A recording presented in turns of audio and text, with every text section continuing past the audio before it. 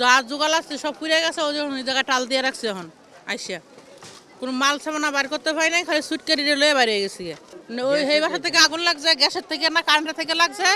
লাগার পরে দিকে আগুন বার হয়েছে। পরে আমরা বাড়িওয়ালার ফুলারে বলতেছি, মামা আগুন লাগছে, এলে গোসল করলে।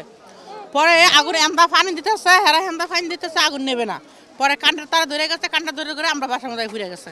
পানি দেওয়া অনেক চেষ্টা করছে, কিন্তু আসলে মানুষ তো ওরকম মোটর ছাড়া তার পানি দিতে পারবে না হাতে।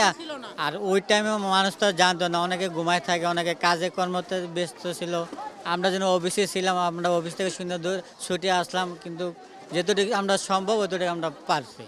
এরপরে মনে করেন ফায়ার সার্ভিস ফোন দেওয়ার পর ওনারা আসার পর এটা নিভাইছে, কারণ এত বড় আগুন এটা তো হাত দিয়ে নিভানো সম্ভব না। প্রায় 23টা ঘরে 7-8টা করে ফ্যামিলি ছিল, প্রতিটা ঘরে তারা ক্ষতিগ্রস্ত হয়েছে। তো ক্ষয়ক্ষতির প্রাথমিক বিবরণী আমি আমার কর্তৃপক্ষকে পাঠিয়েছি। আমরা খুব দ্রুত কম্বল এবং শুকনো খাবারের ব্যবস্থা করতেছি। তবে আনুমানিক একটা ধারণা আছে, শর্ট সার্কিট হওয়ার সম্ভাবনা আছে।